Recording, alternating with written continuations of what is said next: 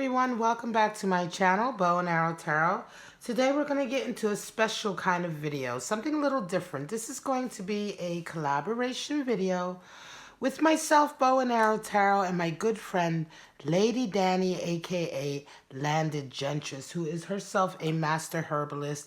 And we've decided to collaborate on this video so that we could also share with you some practices and herbal practices that you can use to help clear negative energy, protect yourself from negative energy, heal from toxic situations, etc. So this is going to be the full moon eclipse reading for the sign of Aries. We have a full moon eclipse happening today, December 26th, and all of the readings will be conducted today, and I'm just going to plow through it and go ahead and upload and premiere them. And so let's get right into it. I'm going to pull out a animal card for you, an animal spirit card. Do apologize for my cat in the background. An animal spirit card to see what kind of energy you are dealing with during this full moon period. Now, full moon eclipse is, there's a lot of energy going on. It's already a full moon, but now we have the added aspect of an eclipse happening, a full eclipse happening. So there's a lot of energy, and times like this are considered very auspicious, especially good times to heal, to deal with cleansing and purifying, as well as putting plans in motion, right, for things that you'd like to achieve. So let's get right into it. Aries, we're going to pull out your animal spirit for this full moon day. And your animal spirit is the hummingbird. Be here now. All right, so the hummingbird is a really strong spirit.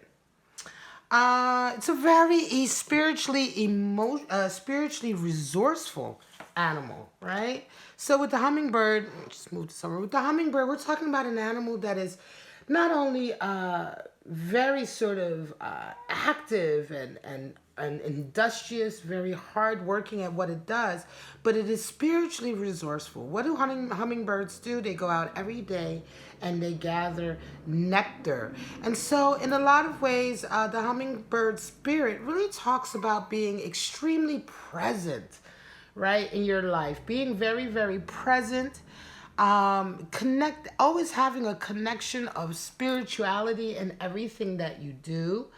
It's a really beautiful animal spirit, and certainly when you are dealing with energies, perhaps a lot is going on right now. Perhaps you're feeling a little bit, not necessarily chaotic, but perhaps you're feeling a little bit like the energies are all over the place, right? Perhaps you want to be more focused, right? You may be dealing with post-Christmas or holiday pressures, right? Getting back to work, etc. Whatever the case may be, the hummingbird spirit talks about being here now and therefore being extremely present in this moment. Now, let's get right into your spread. I'm going to pull out just 3 cards. These videos are going to be short and sweet and to the point because the second half of the video is going to be Lady Danni talking about some of the herbs that you can use to deal with various issues like this, depending on what's coming up on your reading, right? So let's just see. We're going to see what kind of energy you're coming into this full moon period with, what kind of energy is meeting you, and how this is going to round out, right, the outcome. So let's just see for my lovely Aries, this December 26th, most auspicious day of the full moon eclipse. All right, guys, so we have 7 of Swords, Knight of Cups, and 8 of Pentacles. All right, guys, so let's get right into that. Let me look at the bottom. I usually don't for the short. There we have 9 of Cups talking about what blessings, right? Wish fulfillment, right? Being happy and blessed with good relationships, family relationships. Let's get right into it though, Aries. You have a very interesting 7 of Swords, which is the energy that you're coming into this week. And so 7 of Swords is the card for futility. All right. So are you feeling as if for a little while you've been trying certain things, they haven't been working? 7 of Swords is the card for treachery also. This is the person I call this my dream thief card, or this is very much the card of the tortoise and the hare, the story of the tortoise and the hare. You know, where the tortoise and the hare are in a race, and the hare, by all intents and purposes, should be winning as it's a faster creature. But because, you know, the hare is always trying shortcuts, he never achieves his goal. Meanwhile, the tortoise, which is a slower creature, is slowly and methodically working towards its objective and ultimately wins the race. This is the lesson of Seven of Swords, you know, trying to circumvent, trying to cut corners to get what you want. 7 is the number for wishes, hopes, and dreams, right? So in a lot of ways, is there something that you truly, truly desire? It could very well be a love connection, Aries, because I see a Knight of Cups. Is there a love connection or a feeling of love that you're trying to bring into your life, and perhaps you're not, you know, you're cutting corners to get there, right? You may be dealing with the wrong kind of people in an effort to feel love. You may be sort of rushing to deal with certain kinds of people who aren't going to bring that love to you necessarily, right? Or you may just be conducting yourself in such a way that, you know, your actions aren't working because you're not sort of taking your time, right? You may be rushing, again, like I said, you know. And so in this way, I want to say 7 of Swords for you is very much a feeling of futility. I don't believe it's a feeling of treachery, because generally 7 of Swords, when it does imply treachery, implies treachery that's coming towards you, right? But I think when you're resonating with the 7 of Swords, oftentimes it definitely means that you're just feeling a sense of futility. And perhaps this idea of being here and now is probably something that you should also be embracing, right? Because being more present, being more sort of aware, right, of what you're doing, paying attention to what you're doing is one of the things that, one of the practices that will help you to sort of combat that feeling of futility or of not really getting what it is you desire. Now you get met with a Knight of Cups. And it's quite interesting because there is, and this is why I wonder if this feeling isn't something to do with a love connection, because Knight of Cups energy, I think in this particular scenario, someone is coming into you, right? Now, this could very well be that you're feeling futile in the sense that perhaps this Knight of Cups is coming into you is somebody that you don't want in your life, right? And everything you keep trying doesn't work. Maybe there's a feeling of mixed messages going on here. But in any case, Knight of Cups talks about someone is coming into you, Aries, this week, and they're handing you, certainly I'm going to say over this full moon period, right? They're handing you a cup of love, right? And it's interesting. I feel like perhaps this person has been trying to hand you a cup of love, but you're not really quite taking it. You're happy with the relationships you have already, with the dynamics you're involved in already with this Nine of Cups. You already feel very blessed.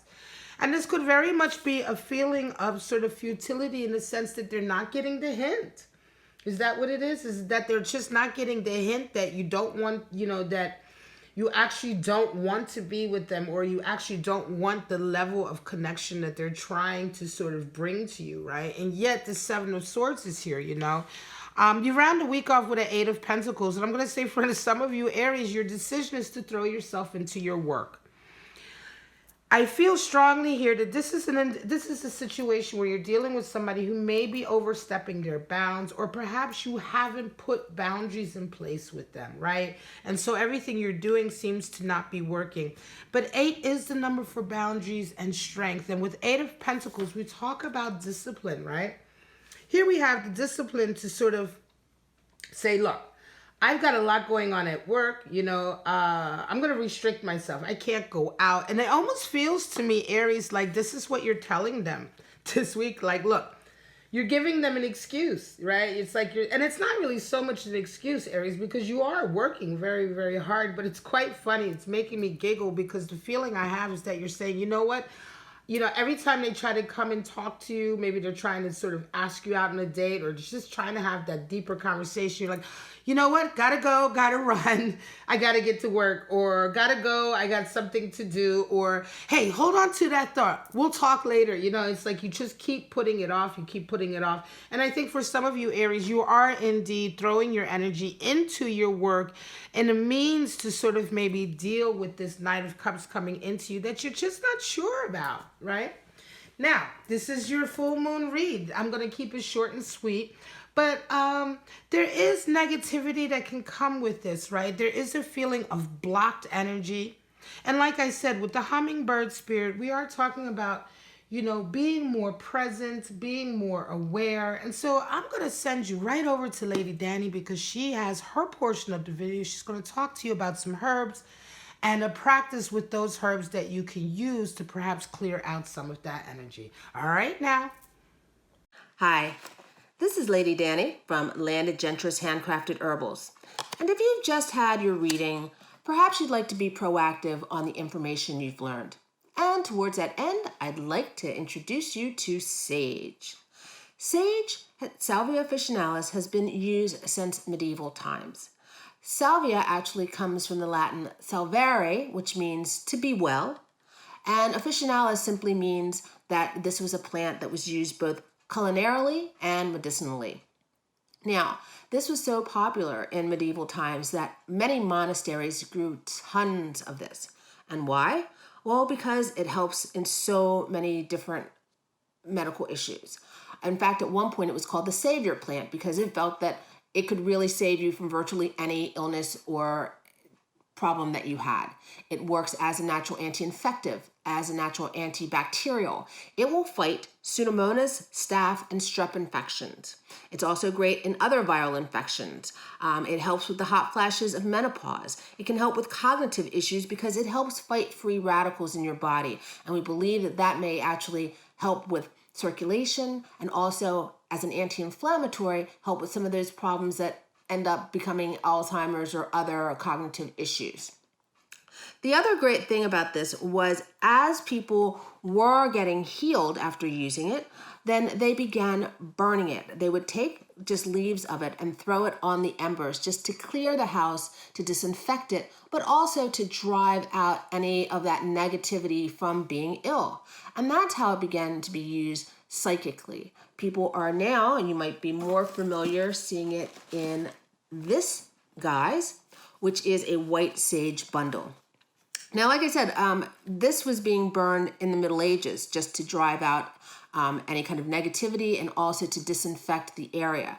But now it's become very popular, especially around the New Age time when people began experimenting with crystals and using this to clear negative psychic energy. And sage does a really wonderful job on that. But don't forget the powerful antibacterial properties it has. So not only are you taking away negative energy, but you're also protecting yourself by clearing the other things that can be in the air that would start infections. Like if you're doing this in your home at cold and flu season, you may find that it actually helps you from coming down with the next big bout of lurgy or cold or flu that other people are coming down with.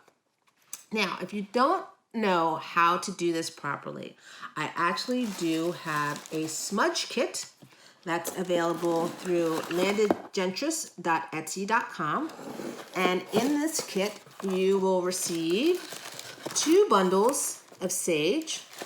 You'll also get cedar, a stick of Palo Santo, the traditional abalone shell, which is used that you hold underneath of your sage bundle when you are burning it so the ashes don't fall everywhere, along with the traditional turkey feather that is used to waft the smoke around.